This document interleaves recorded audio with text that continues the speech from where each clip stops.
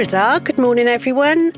Welcome to Estyn's podcast, and today we're going to be talking about how schools in Wales break down barriers to support pupils living in poverty. I'm Lindsey Watkins, I'm a HMI at Estyn, and I'm part of the lead officer team at Estyn with responsibility for socio-economic equity. Our inspection work captures how well schools mitigate the impact of poverty, and I'm really delighted to welcome with me today two professionals who are from schools that we inspected that are really doing fantastic work to mitigate the impact of poverty for their pupils. So first of all, from the Federation of Coed Iver and Blenheim Road Primaries, we have Family and Community Engagement Officer Katie Davies, who is part of the school's Family and Community Engagement team. So welcome to you, Katie. Right there, lovely to be with you. Great, thank you. And then also from Cefn Hengoed Secondary School in Swansea, we've got Headteacher Bale. Croeso, welcome to you, Carl. Bore, thank you for the invite. So first of all, let's just set the context today. Poverty is part of our national mission in Wales, and that's because we've now got, since the pandemic, over a third of children in Wales living in poverty. It's a significant proportion of learners who may face daily barriers to attendance, well-being, learning. Our inspections and thematic reviews show that whilst many schools across Wales are working really hard to mitigate the effects of poverty, there's still more that we can learn, and I'm hoping that both of you can share your experiences around this with our listeners and viewers today. So what I'd like us to do really is to discuss the lived reality for our pupils and hear about the effective approaches that you both use in your schools. And I'd like to explore what support is still needed to help pupils to reach their full potential. So let's start with thinking about how poverty affects learners in Wales and how schools can respond effectively. What does that look like in your settings? How does poverty affect your pupils? I think the research showed that there's such a need, and I think at the moment in primary school we really are living and breathing that. We can see how the families that are in poverty are coming in and how that impacted. For example, it could be that we're asking a child to come into school and sit and be focused and to be engaged in their learning, when the reality is they're in a home that's maybe with no heating, no warmth, they've missed a meal, their clothing has not been washed for several days, and all those different factors combined together, that child is maybe not well nourished and had so much going on in their head, and that aside there could be trauma, etc. But we're asking a child to come focus. I think we need to just maybe look and think, are all the basic needs there? Are we meeting them? And if not, how? There's lots of strategies that we're using as breakfast club, for an example, the morning check-in, so that if a child has come in and we're thinking, okay, something's not right, we're very lucky that in the Federation our staff are well trained and in tune to look for those signs, and then they're taken out of class so that we can do a well-being check, we can make sure that they've had breakfast, we can go and contact the family so that we're getting all those basic needs, maybe giving them a nice warm jumper to put on that day so that they're going in back into class with the best opportunity for learning, but also so that day that we're putting a rapid response care plan in place. So by the end of the day, that child going home with food parcel, maybe a plan for if they need some warmth or electric that evening, and we're actually responding there in the moment. Thanks, Katie. Carl, nationally we use free school meals as a measure. As a senior leader, as head teacher in your school, how do you find out the pupils that are living in poverty and need this kind of support?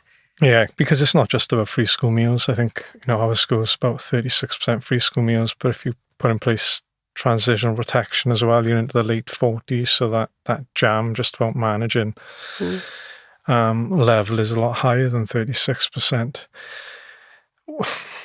A school should be accessible to all, and it's about making it as accessible to all as we possibly can. From our point of view, it's about investing in the pastoral team. We've got 2 pastoral support officers, that are on the ground with 3 heads of year that have very limited teaching. We're very fortunate that the pastoral support officers and our wellbeing manager, which is just another name for the family engagement officer, they are all local to the community, so they know the community very well. They've got their finger on the pulse. They were born and bred in our community, the east side of Swansea, so they know a lot of the families.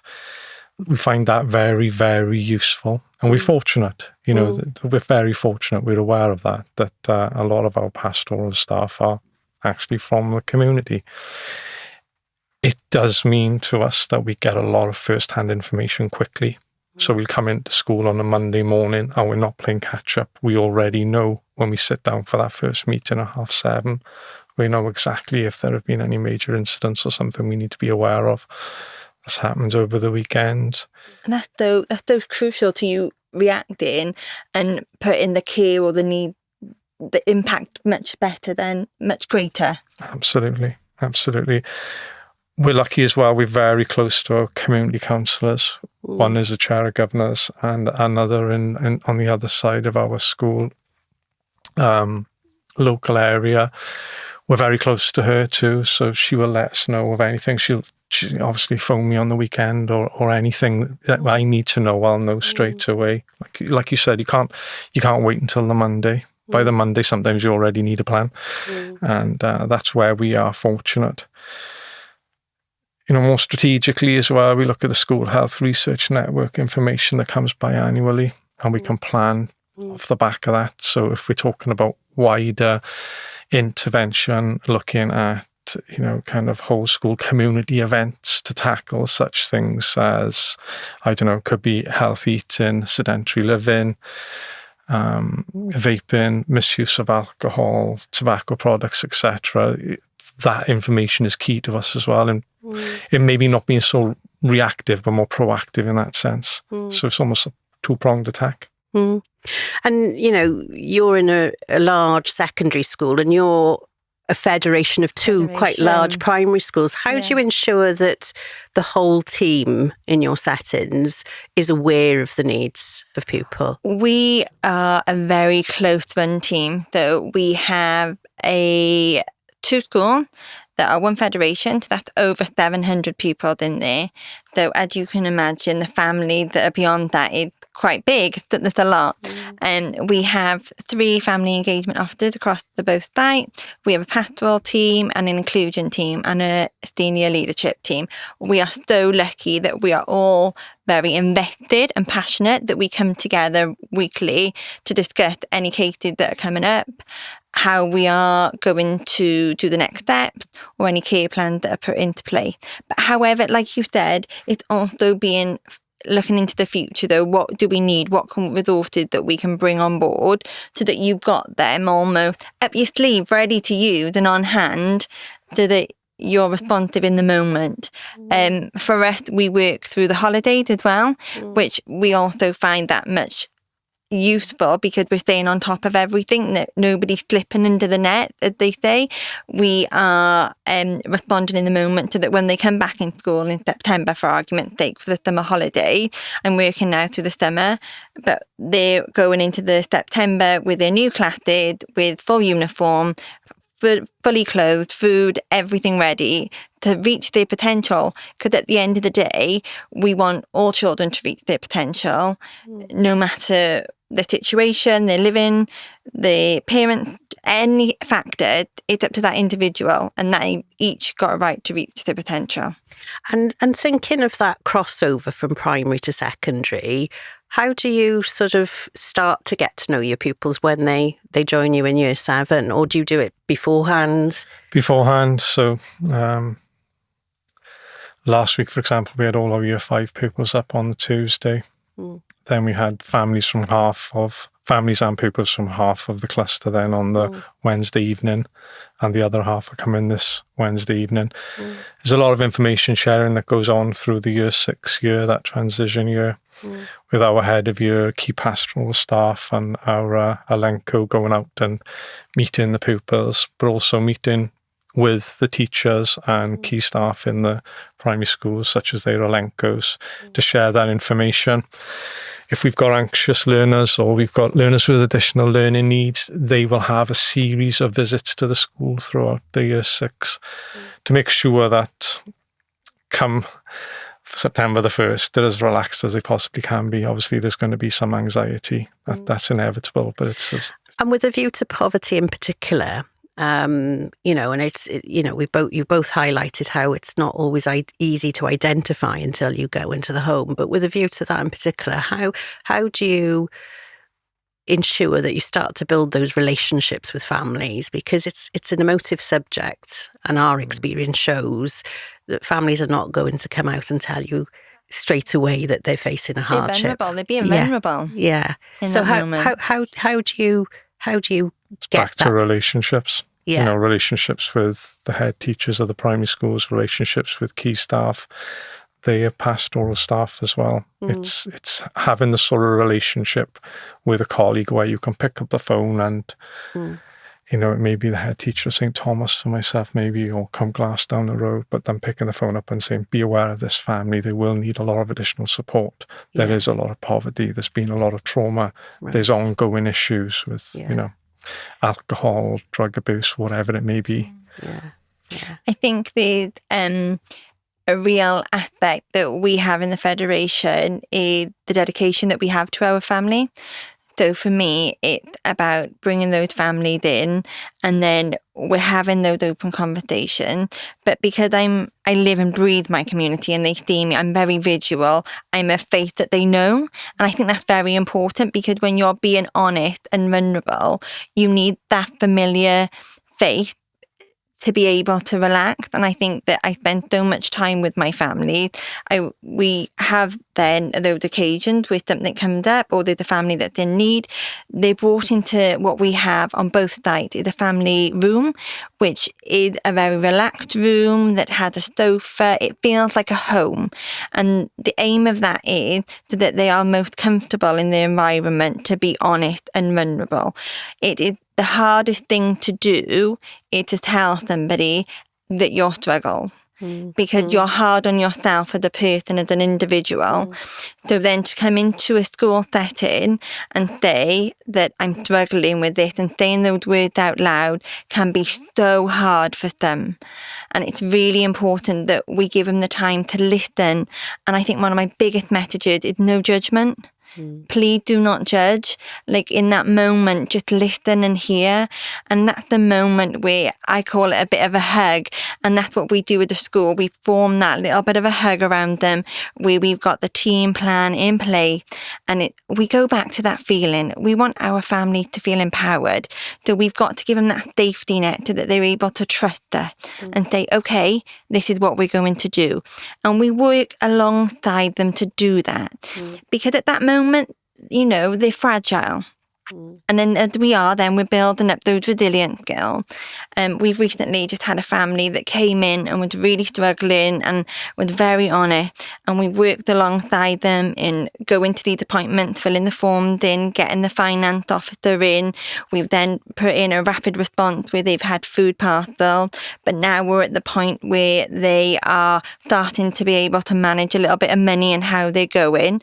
And now we're just taking part in our national numeracy family program that we're going to put them on, and then they're going to now learn the skill to be able to go shopping and to do that.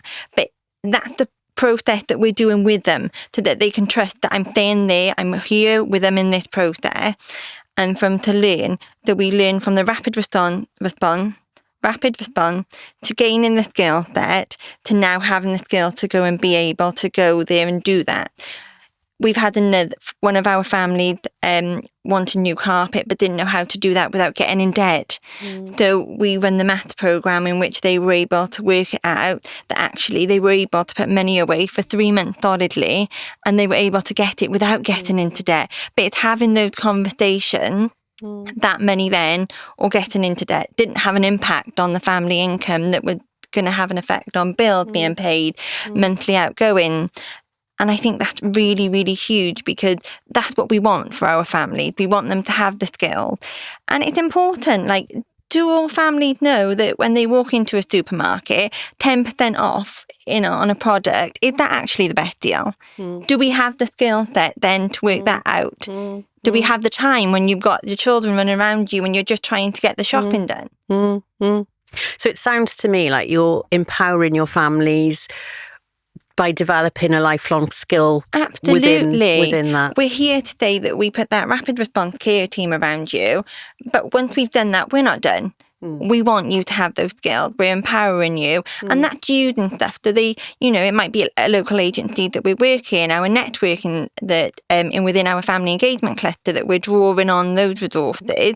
But it's also, like you said, it's knowing your community, what's out there, what can they use at different times of the year. We're constantly looking now, for argument's sake, what's coming up in the summer. But then I know in the summer I'm looking ahead at what can be available from September to Christmas, because all Christmas can be an anxious time for a lot of families. So essentially we're talking about building relationships with families, finding out what the problems are and what's available within the community. Okay, thank you. I wonder if we could move the conversation on now to actually what you do in schools to support the pupils themselves, because ultimately that's our core purpose, isn't it? And what you're demonstrating is that you're getting to the root problems, but actually it's about supporting the pupils to develop their well-being, but importantly also their learning. So I wonder if you could talk me through how you build on developing those relationships and what you do in school to support the pupils who are living in poverty to achieve and have success. Whatever we do as a school, and I'm sure Katie will agree, the more pupils that it can be accessible to, the better. So rather than just focusing on 1, 2, 3 or a handful of families, we want to put initiatives in place that the vast majority of the school community can access. So simple things like swap shop, uniform donations at the end of the academic year, ready for the new academic year. We do things like support with travel costs. So we put revision sessions on for our Key Stage 4 learners weekly, particularly in the core subjects of English, maths and science, where they can stay after school for an hour of extra tuition. We make sure they get bus passes home. We got a number of pupils that live just within the 3-mile radius, but really speaking, is that a realistic expectation of them to walk to and from school every day? So we've worked closely over the years with local councillors and local bus firms to ensure we've got a direct bus service from that area to our school at half the cost of the actual transport if they had to go down the road and get the bus with the rest of the community. So we've put measures in place like that. Recently, as we've, digitally excluded learners, so after a donation from a local company of up to 70 laptops, we have a laptop library in school where children can loan laptops over a given period of time so they can sign those in and out. Breakfast clubs, you mentioned breakfast clubs. I'll pass over to you. We have breakfast club. We spoke to our year 7s, but also for older pupils to access, and that's cost neutral to us, obviously. But it's been proactive as well. Absolutely. We were fortunate enough to benefit from a multi-million-pound investment in our sporting facilities, and we've just had a brand new indoor 3G sports barn. But on the back of that came the knowledge that children can't play on that pitch unless they use specialised footwear. So that created an issue in itself. Yeah. But being proactive, flagging that up and accessing local charities such as the Boot Room that work closely with SwanseaCity.com, and they take donations of footwear in. So we've managed to build up now our own boot room of different sizes, etc., for our youngsters to use prior to any kind of lesson on this fantastic facility. But it's being aware that with everything, there are potential hurdles and pitfalls, issues, etc. Absolutely. I think, as you said, starting from our morning, the breakfast club is crucial. Starting the day off with a full tummy, as they say, it's absolutely crucial to those little children that we are absolutely, like sponges and want to create them to be inspiring learners. And that is our goal, to grow thriving, successful learners. And to do that, we need to start with the basic needs. So for us, we offer 2 breakfast clubs, one for an earlier and also one a little bit later, so that we're catering for all of our children and their needs. We open then with a school walk around with pastoral and family team, but then first thing in the morning there is a nurture room for any children that would not maybe feeling 100%, something on their mind that they want to talk about, or actually just need a little bit of a digestion time, something that have happened that morning and just needs a little bit of a quiet, calm space before going into that rush of a school setting day. Also, we have every class had crew, and this is a time where they get together and they may talk on different subjects, but it's also a time where they can talk to their teachers and their peers. Peer-on-peer talking is absolutely crucial at certain ages, and that's absolutely proven a massive impact with us. But from all those different basics that we can offer within school, it's also, like you said, how are we supporting their well-being, that poverty doesn't impact them, and how are they having those experiences? So for us, it's the extras that we put in. We also allowed a trip out, but however, we manage that very carefully, because if you look at poverty, and the research shows that is an extra massive pressure for our family. So as a team, across both schools, we manage our trips with making sure that, are we using what's local to us? Are we bringing the cost down? Is there a way that we can actually bring families on board so that it makes a family day out and those core memories? We've recently had our PTA are amazing and brought a Fed Fest to our school. And when we've just literally last week looked at the feedback, and one of the parents said it was amazing to have the feel of something big like Cardiff. However, we didn't have to pay so much money for it. And that's their word, but what they're saying is, I had an amazing day out and I didn't have to spend half of the budget for the family income that month. And to them, that's huge, because as we all know, children want, and they want to go and do these lovely things, but that also comes with a cost which can put pressure on family. I think you hit upon something there. Both of you have talked very much about trying to remove the cost of the school day as a barrier to learning, and making sure that provision is equitable. But you mentioned there, Katie, around aspiration. And I just wondering from an older perspective, in terms of how you ensure that students and learners want to go on to be something. And in today's society, perhaps what they want to be doesn't even exist yet. But how do you do that with when they come to high school? It's removing the barriers to learning in the first instance, as we've already discussed. How can we remove these barriers, these potential pitfalls? That's very important. But also having, we use our PDG grant quite, in quite a way that, yes, we support pastorally, so wellbeing manager, for example, that post is funded, but also looking at bespoke support for learners in Key Stage 4 that may need additional supports. We have 2 learning coaches, for example, that work predominantly with Year 10 and 11 pupils. Some of those would be SEBD, yes, but others just on a path, and maybe they've experienced some trauma, or could be bereavement during the period of time in school with us, and the learning coaches can provide that one-to-one support to bring them up to speed. In terms of promoting aspiration, obviously that is done through external speakers at assemblies, strong links with careers as well, just to make sure that we don't see poverty as a barrier. And what about university and beyond school life? Are there any opportunities to link up with universities? Yes, we link up. Our science department are very proactive. We're linking with Swansea University. So they do trips starting in Year 7 through to Year 9 and 10. So we're fortunate to have really strong links with our local university.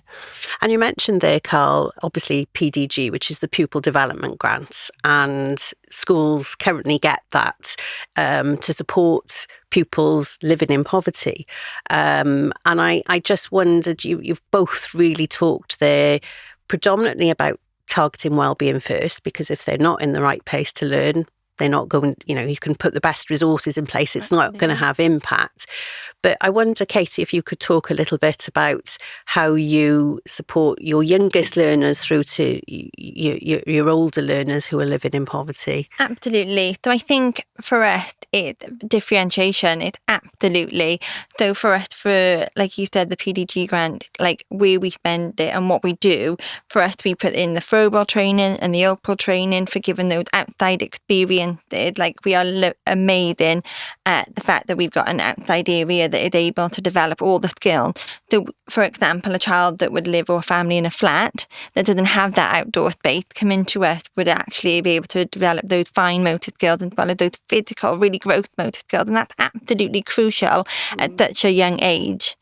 And that's really had a big impact. And then as it goes through the years, obviously, as you said, things change and like they get older and different needs. But it's also like we've supported going to an outward bound trip, which is a residential trip. And that was absolutely huge for families to be able to say, actually, to my children, yes, you can go. And for them to go and learn the resilience and the empowerment, we've seen a huge difference in the children that went and came back in their resilience in school. And their empowerment to actually give things a try. And that reflected back in their work and academic, where maybe they would have had a fear of failure, but we could see how that effort and sort of feeling of, I know I'm going to try again. And that's what we want, because those children that are coming from poverty, confidence isn't one thing that comes in that bag for them. Okay, thank you. And you mentioned the Rebellion principles for our listeners. So that's an interesting avenue in itself, isn't it? Because that's around skilling from the youngest age around potential jobs for the future, isn't it? Absolutely. And it's providing, like you said earlier, we're talking about that we want them to be inspired. So then we need to create opportunities for them to have views of everything, for argument's sake, of different jobs, different skill sets, from woodwork to block play. Like, they seem little young, but they're giving them the skill set to have those ambitions later on. So as they develop into year 4, 5 and 6, maybe it becomes a little bit more of carpentry skills. Or maybe it becomes into more of being artistic or dance or music. We're very lucky that we have a music company that comes in, and we're very embedded in performing and taking those skills on. But it's all different ages, so that we've got progress there. So the skills that we embed are being further developed. And then they've got the skill set then to actually go and be inspired when we bring the community in, or we're going out in the community. And then, like, we're looking at jobs, and then you go into high school and university. But in 10 years' time, there's going to be jobs that we haven't even thought of yet. But to do that, we need to gain the resilience, the confidence, and make sure that poverty is not a barrier for them. Thank you. And I wonder if both of you could give me a specific example of something that you've done to target your pupils that are living in poverty, their academic needs, because that is something that is perhaps that thing that we're aiming for, and whether you could talk to us about the impact that has had. I don't know who wants to start. Katie, do you want me to go first? Yeah. So we've recently had a family, which I call it my goosebump moment, because for me, I was just so one of those moments that you're so proud that you're able to do what I do with the support that I have from my school.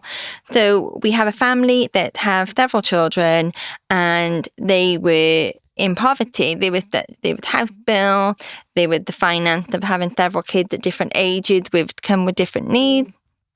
So we basically take a step back, let's look at the basics. So we came in with food bags, and then we looked at the financial officer coming in, and we sat down, actually, what's the income, what can we do? We also then allowed this to see that this parent was able to apply for certain more income and support for her family, that the children had needs, and we were able to sit down, fill those forms out, and then get that extra income for those children. But then we planned it. So we've budgeted. We know the income of what's coming into the bank, but also what the outgoings are and how much you have to spend. So we've went through this on a really close care package of doing this though. With this then, we started to realise that relationships are getting stronger. Those children then are starting to arrive on school a bit more on time. So we bring her in and I do a celebration breakfast, I call it, where we just have breakfast together and we just have a chat how things going. And she'd go, I'm feeling really good in myself. Because she's feeling good in herself, she's got that spirit and that fire to be like, come on, we're going to get up, we're going to do. So her children are then on time, which means then they're starting the day in the correct time for learning. So when I say that, then the beginning of the day. We're not missing that core beginning of the day. The attendance is what all children are in. So the knock-on effect, then we worked with them several times to do she took part in cooking on a budget classes. She was able then to get extra training for her children that had diagnosis, and we were able to just bring all those in. We also then with counselling to identify some of the trauma that she had been in and that actually helping her in herself and how she was feeling. But in all this then, we were able then to channel with all the different children and we could see the different aspects. It was amazing to do parent consultation where the teachers were just absolutely buzzing with being like, they've made so much progress, their reading level has gone up because they're there first thing in the morning getting focused and in class. And we did a bit of a review where we sort of got together and it allowed her to be on the ball with all the resources that she had. Her child has now got accepted for university. Wow. Her eldest, her child now, her second, eldest, had now finished their year 6 graduation where they had a photo, so their relationship had got better, which made more of an impact than how they both were responding with each other, and is now going to high school with the aim of I'm going to succeed. That child wants to be going to carpentry. Now, she's got 2 children that she said to me, I'm really struggling with behaviour, everything. One's gone to university and the second is going to high school focused with ambition. The other 2 children of attendance is now 100% and are actually engaging in class learning and was actually just stood up in the last family engagement event and was a speaker. Wow. So it sounds to me that from that holistic approach where you've built those relationships, you've supported the family from the core root of some of the issues. You've built this self-belief, but also aspiration in the pupils. And crucially, you mentioned attendance there, because obviously if they're not in school, they can't learn. Okay, thank you for that, Katie. I wonder, Carl, if you could give me your perspective in your school. Yeah, that was an inspirational story, by the way. Yeah. And, it's a good simple moment, isn't it? It is. And I wouldn't want to be anecdotal. But I feel what we've really tried to hone in on is a daily diet that's appropriate to all. That's what we've tried to do at Cefn Hengoed. We try to make sure that the curriculum offer is fit for purpose and it's not just geared towards a certain individual style of learning. We've had to really look at the broader picture to make sure that everybody's got a reason to come to school. Everybody wants to come to school because their daily diet is appropriate to them. So, that's investing in vocational courses with local colleges such as construction or hair and beauty. It could well be making sure that our learning coaches are supporting certain individual pupils. We've invested in, we've got a number of pupils that are on the autism spectrum, for example, and we have an autistic officer who works and supports a lot of these pupils.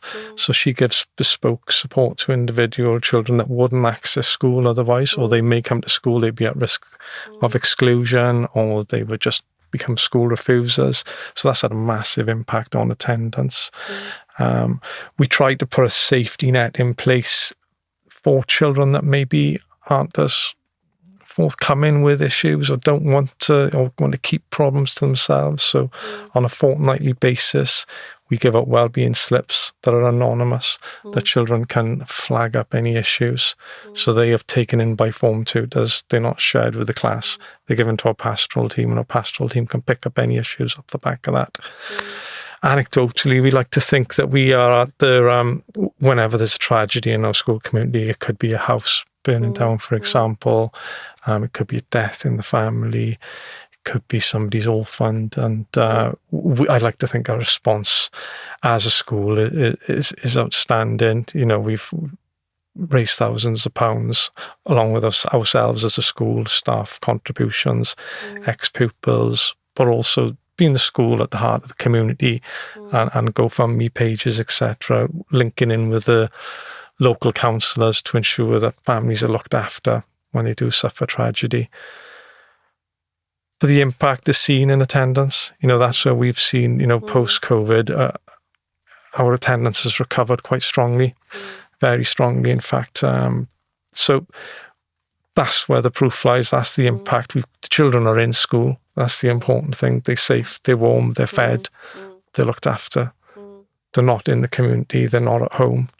So for us, that's where we've seen the impact, is improvements in attendance. Yeah, thank you both. And I think what you've both touched on there is very often we will say in our reports and use from, the Welsh Government guidance, and I know both your settings very much use a community-focused approach, whereby there's this belief that you can't do it on your own. I mean, you're both lucky. You're a family and community engagement officer, part of a wider team. You've got family and community engagement officers that are part of your pastoral team. I just wonder, for our schools out there that perhaps aren't lucky enough to have officers such as yourself, this community-focused approach, is that still possible? I believe so. It comes from investment, though, doesn't it? So strategically, you're going to have to invest in a pastoral team. You're going to have to invest in an outreach program, if you like, and that stems from the individuals in post. Katie's doing a fantastic job, as we've heard. I'm lucky enough in my school to have fantastic pastoral staff, and that's where it begins, because forming those relationships is key. It's a slow burn. It's not something you're going to fix overnight. Yes, you can put strategies in place to address poverty, and they will have an impact, but it's definitely a slow burn, because you need the trust of the community. You need the trust of parents. Parents need to feel, I know I can speak to Miss Lewis.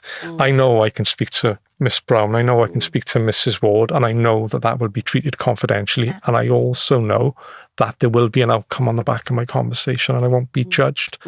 Now, that does take time. Yeah. But also beyond the school, do you work with other agencies, multi-agencies, to support you in this aim? And that's kind of where I'm getting at, for schools that perhaps can't afford a family and community engagement officer, but maybe, absolutely, be creative, use your initiative, and almost take a day out of school life and go and be in your community, go and see what's out there.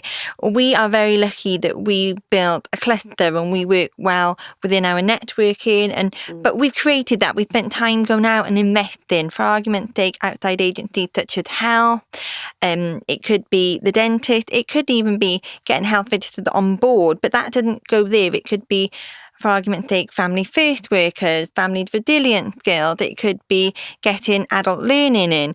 All these different agencies that are out there from various different aspects of a child or a family's life are available, and they're out there. It's just drawing them in to what is around you in your community. And for the schools that don't have the luxury of what we have in place, I definitely think just spend a day out in your community and see what's out there, because once you get out there, you will be surprised that actually what is out there that you are able to draw in for your family. And these agencies, in our experience, are always willing to come in and make a contribution. You touched upon events that you do with parents, whether that be parent training, etc. We've done something similar with our safeguarding evenings, and we've had Barod in, the YMCA, CAMs have come in and spoken to parents, also done recordings. You spoke earlier, didn't you, Katie, about the podcasts you do in your setting? Absolutely. We've done something similar where we've recorded agencies that have come in to speak about certain issues or how parents can support pupils. And sometimes it's the forum they're done in as well. For us, we make sure that they're done on site with a cuppa so that it feels relaxed. They're not feeling like they're being taught. For us, our family don't want to feel like they're back in an education setting being told what to do. So for us, we take all those stigmas away. It's in a comfortable room. The environment is nice. You have a cup of coffee or a cup of tea, and it's literally having that discussion with those agencies that are actually like, you can do this. Let me show you some tricks. Let me show you some tricks and tips to help you. Thank you both. Just sort of drawing our talk to a close then. First of all, you're both doing a fantastic job, which is why, you're sharing these experiences and your wisdom. Any challenges? Any words of wisdom you could share around challenges that still exist for you within school to continue doing this good work? Funding, austerity. I'm just thinking about after COVID, and we had recruit recovery standards funding for a number of years, and we were fortunate enough to invest heavily in a cluster skills teacher, for example, because we recognised we're going to have to tackle literacy and numeracy at an early age. So we used some of that funding to employ somebody that worked in our 6 cluster schools. That was removed. So that's been removed. If the pupil development grant went, that would be catastrophic. The pupil development grant funds members of a pastoral team, a wellbeing team, our literacy and numeracy intervention, learning coaches. So across the school setting, that would have a major impact. We are feeling the pinch. We are feeling a pinch for funding. In the last 2 years alone, we've lost key members of the pastoral team because of reduced funding in real terms. It may not look like there's been a cut, but when you look at the budget coming in compared to natural progression and increased salary of staff, that they don't match up. So something's got to give. But for us, PDG is huge. Crucial. It is absolutely crucial. And yourself, Katie? Absolutely. And I think that's where we start looking together, like within for schools to be working together and cluster learning so that we're sharing those resources. So it's really pulling in everything. And as we're working together, for argument's sake, we're a primary, but we're working with the high school and working with other primary schools that are within our area so that we're really sharing those resources. I think it's crucial that we get in early. Poverty is not waiting for us, so we need to impact early. And I think if we're impacting from day one and working with health to get and health visitors before they come into us, then we can then have a greater impact that when they come to you in high school, you've got the best opportunity that you can do. And I think we could be in a world, wouldn't it be amazing to say in a few years' time, wow, look at the difference in our data. We're sitting here talking and we're putting all this effort and the passion is here. So we've got people around us that want to make a difference. So it would be great in a couple of years to say, actually look at the impact. And I think that's a lovely takeaway for our listeners to think about. If there was one word of wisdom that you'd like to leave everybody with, what would that be? Relationships. Relationships are key. Without that trust, you're not going to make the progress that you need to in settings such as ours. It's crucial to everything. Thank you both. And sorry, absolutely. Katie. Just for every school in Wales should be poverty aware and have a dedicated team to lift our families and communities out of poverty. Thank you both. This has been a fantastic conversation. At Estyn, we're committed to sharing good practice and listening to the voices of those working with learners every day. Thank you so much for joining us. I think there's a lot to take away there and to think about. And if I just reflect on everything you've said, relationships, know your community, and actually you're not doing this alone, you're doing this in partnership through a community-focused approach with other agencies that can support. I'm losing my voice a little bit, but thank you very much both, and good luck with the work that you're doing. Thank you. Thank you.